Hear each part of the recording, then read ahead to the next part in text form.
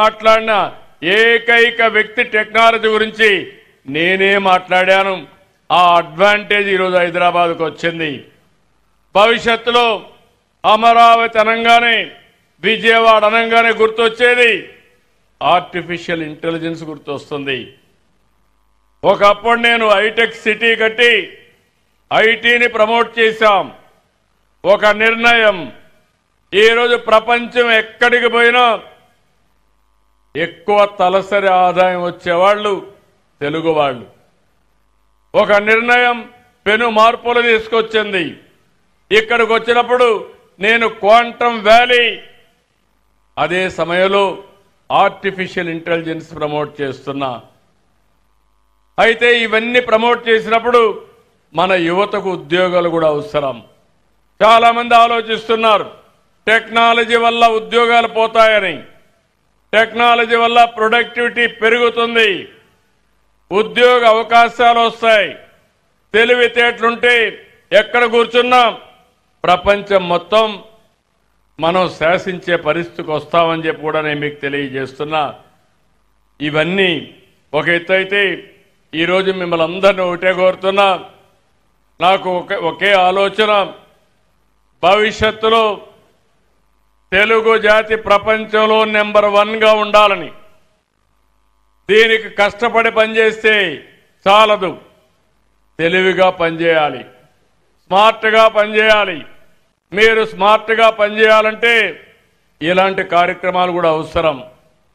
ఎప్పుడు కంప్యూటర్ దగ్గర కూర్చోను, ఇంట్లో కూర్చుంటే మీకు బోరు కొట్టి మైండ్ కూడా పనిచేయదు.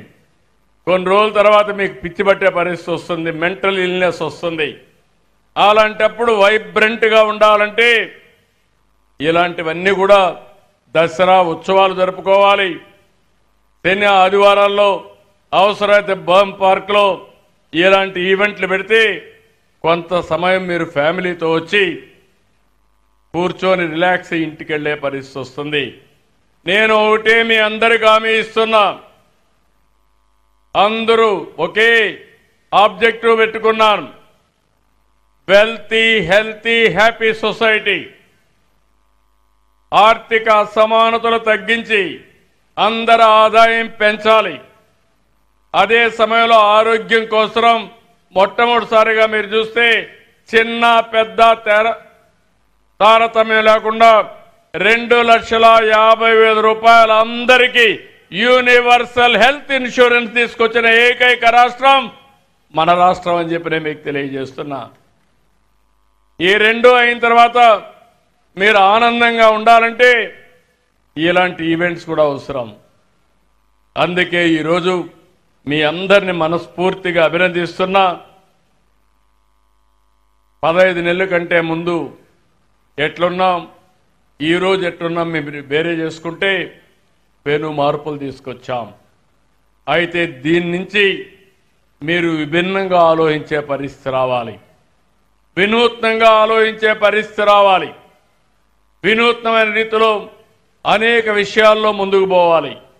అందుకే నేను ఒక మాట చెప్పాను, ఒకప్పుడు ఒక ఇంటికి ఒక ఐటీ ఉండాలని చెప్పాను, దానివల్ల ఫలితం వచ్చింది.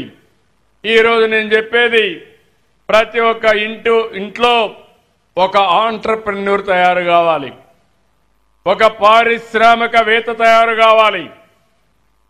అది అసాధ్యం కాదు. ఒక ఎంఎస్ఎంఈ ప్రతి ఒక్క ఇంట్లో పెట్టుకుని వ్యవసాయ ఆధారం కావచ్చు, మనకు ఉండే వనరుల ఆధారం కావచ్చు, మనం తయారు చేయగలిగితే అన్ని విధాలా బాగుపడతాం. అది జరగాలంటే కొంతమంది వినూత్నంగా ఆలోచించే పరిస్థితులు రావాలని నేను ఒకటే చెప్తున్నా. నా జీవితాశయం ఒకటే, ఎవరికి ఇవ్వని గౌరవం మీరు నాకు ఇచ్చారు, అన్ని ఎన్నికల్లో గెలిపించారు, నా మీద నమ్మకం పెట్టుకున్నారు. ఈ నమ్మకాన్ని ప్రతి ఒక్క వ్యక్తిని పైకి తీసుకొచ్చే బాధ్యత తీసుకొని మీరందరూ ఆనందంగా ఉండడానికి, ఆర్థిక అసమానతలు తగ్గించి పైకి తీసుకురావడానికి ఏమేం చేయాలో అవి చేస్తా. మీరు కూడా సహకరించమని మరొక్కసారి మిమ్మల్ని అందరినీ కోరుకుంటున్నా. ఈరోజు మీరు చేసే సహకారం చూస్తున్నాను. చిన్న పిల్లలు ఫస్ట్ క్లాస్ స్కూల్కి వెళ్తే తల్లికి 15,000 రూపాయలు తల్లికి వందనం కింద ఇస్తున్నాం.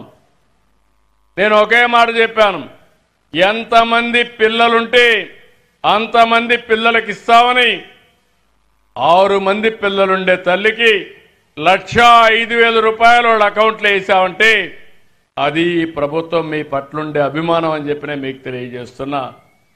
ఇలాంటివి అనేక అన్నదాత కార్యక్రమం ఎన్ని తీసుకొచ్చాం. మీరు ఆశీర్వదించండి, సహకరించండి. మీరు కూడా చెప్పింది దీని ముందుకొస్తే ఎప్పుడు మీరు ఆనందంగా ఉండే సమాజాన్ని నిర్మాణం చేస్తామని చెప్పి నేను మీకు తెలియజేసుకుంటూ ఈరోజు మళ్ళీ చెప్తున్నా, నా జీవితంలో చాలాసార్లు చూశాను కానీ విజయవాడ ఈ 11 రోజులుగా ఫుల్ జోష్లో ఉంది. చాలా ఆనందంగా ఉన్నారు.